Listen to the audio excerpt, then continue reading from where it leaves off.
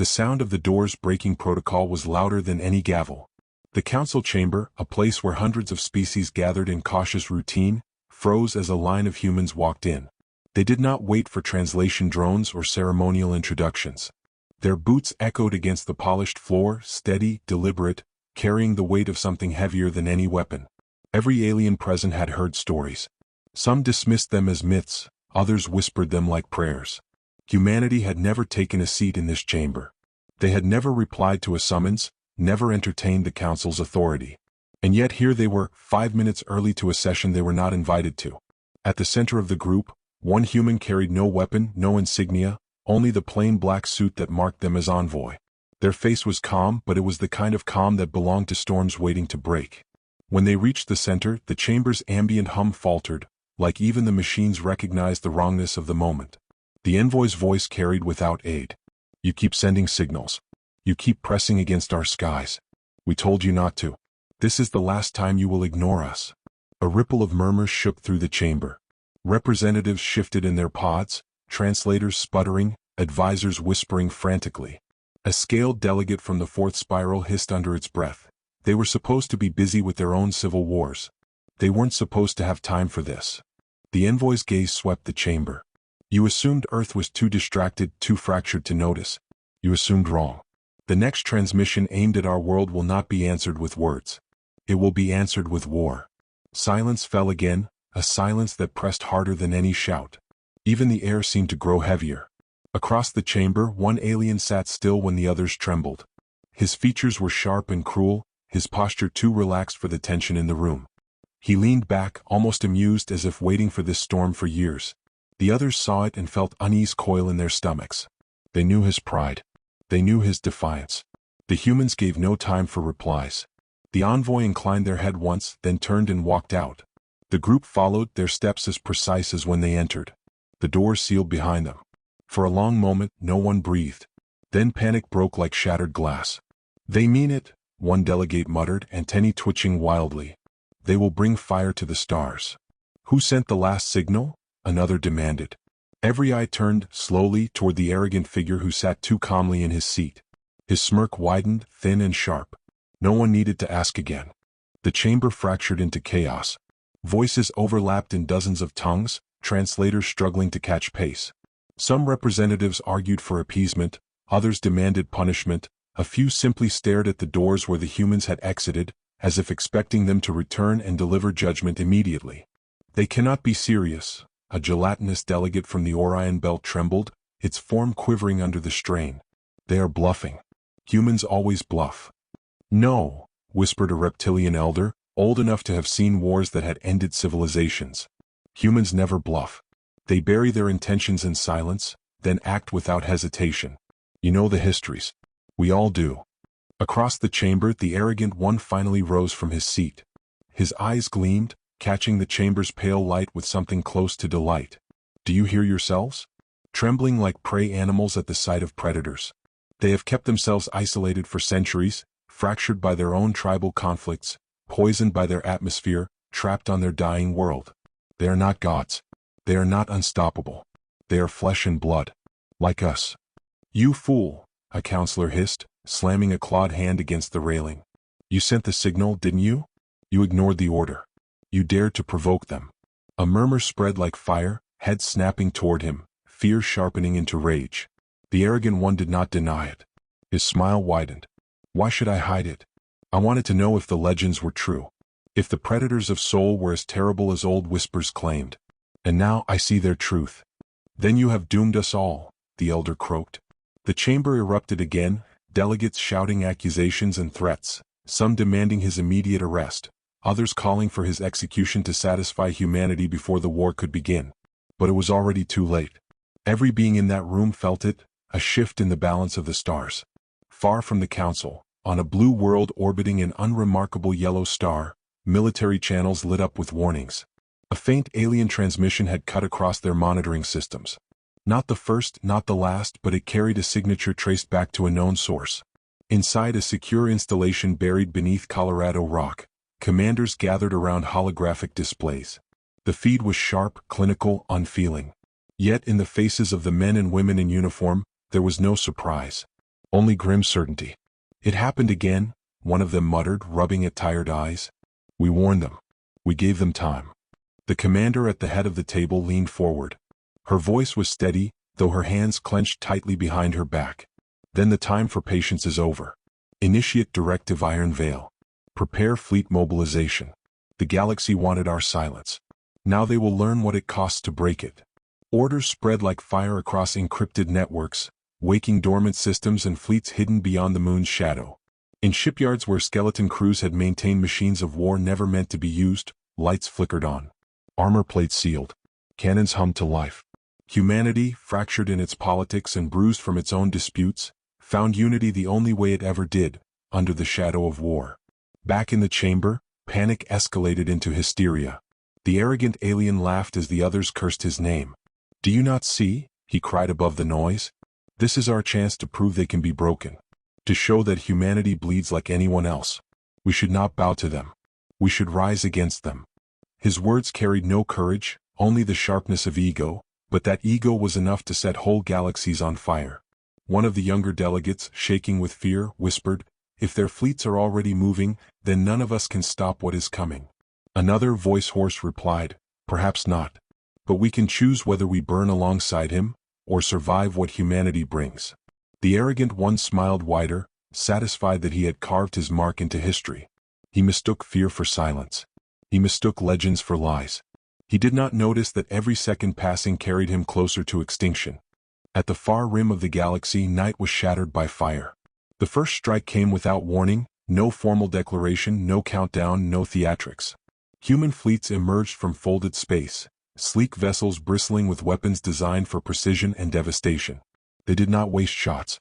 They did not linger. Relay stations that carried transmissions toward Earth went dark in seconds, cut down by weapons that ripped through shielding like it was paper. Outposts, smugglers' dens, and research satellites, all reduced to debris that tumbled silently into the void.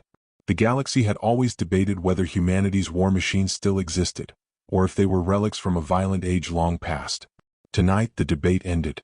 Back in the council chamber, transmission after transmission flickered across the hollow displays, each one showing the same nightmare: human warships burning through defenses without hesitation.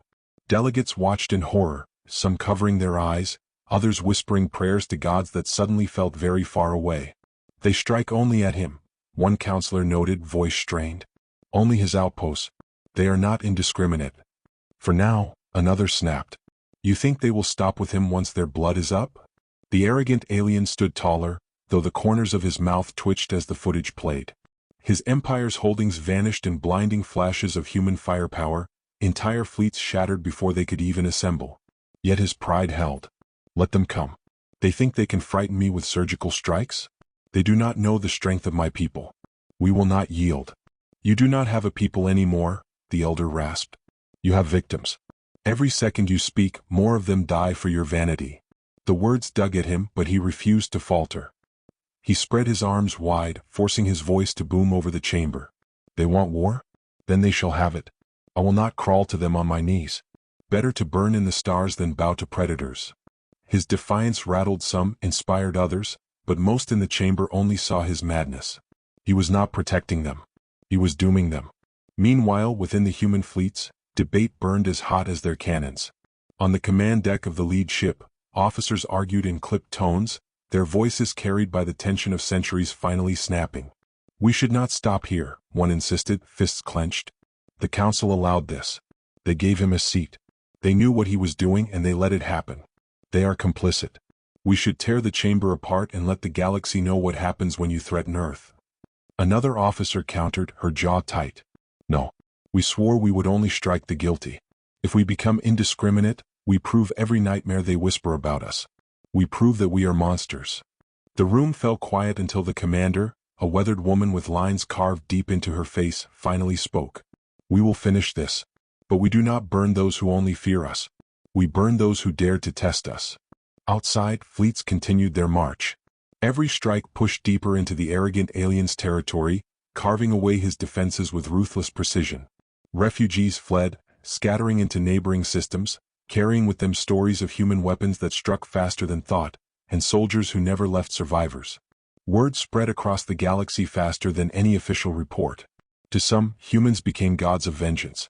To others, demons. But to all they became real again. No longer myth, no longer a distant rumor, but a force that could topple empires in days. In the chamber, silence settled once more. Delegates stared at one another, weighed down by the same question none dared to voice. If humanity's wrath could not be stopped, who among them would be left standing when the fire burned out? The sky above the arrogant aliens' homeworld burned red. From orbit, humanity's fleets descended in precise formations, lines of steel and fire blotting out stars. The first salvos broke through planetary shields in minutes, turning cities into molten scars. Defense grids spat plasma into the dark, but human ships absorbed the punishment and returned it tenfold. Civilian transports tried to flee through atmosphere, their engines glowing desperate white, but human interceptors herded them back down like sheep into fire. The arrogant alien stood in his command citadel, the walls shaking with every strike. Advisors shouted for retreat, begged him to order surrender. His response was cold, unwavering. We do not kneel to predators. If we must die, then let history remember us as those who dared. But history did not see courage in his words. It saw pride twisted into madness. His people, once defiant, now cursed his name as they burned. Mothers carried children into caves, soldiers threw down their weapons, cities drowned in panic while their leaders smiled through the flames. Across the galaxy, broadcasts of the invasion spread like wildfire. Other species watched from safe distance, their delegates trapped in the council chamber, debating frantically whether appeasement could halt the tide. The elder from the reptilian world slammed his claws against the table, voice breaking. Do you not understand? It is already finished. He has signed his species' death warrant. If we do not hand him over, humanity will decide we all share his guilt. Fear twisted the chamber. Some cried for peace, others for war, but no one spoke with certainty. They had built the council on order and balance, yet now both crumbled under the weight of a single man's arrogance and a species' vengeance. Meanwhile, on the flagship orbiting the ruined world, the human commander stood alone at the viewport. Her officers waited behind her, silent, their eyes lowered. She had carried wars on her shoulders before, but this was different. She had warned the council, pleaded for them to leave Earth alone. Now her ships darkened skies, and she felt the weight of every death claw at her ribs. She whispered, barely audible, "We are becoming what they fear." No one corrected her. In her private quarters, the envoy who had spoken in the chamber watched the broadcasts in silence. They had told themselves that humanity's message would be enough, that fear alone would hold back the galaxy. Instead, they had delivered the spark that lit this inferno. Their partner's voice cut through the quiet. You never wanted this. I can see it in your eyes. The envoy's hands clenched against the armrest. What doesn't matter anymore? They forced our hand. And now I'm the face of this. Outside, soldiers carried out orders with clinical efficiency. A squad stormed through the alien citadel, walls scorched, air thick with smoke. They fought not with joy, but with grim inevitability. One soldier, bloodied and exhausted, muttered to another, "Feels like we're not just ending them. Feels like we're ending pieces of ourselves too." The arrogant alien's voice still roared across city-wide speakers, preaching defiance. But his people no longer listened. They hid. They wept. They prayed to anything that might shield them from fire raining down. His speeches fell into static as transmitters burned one by one.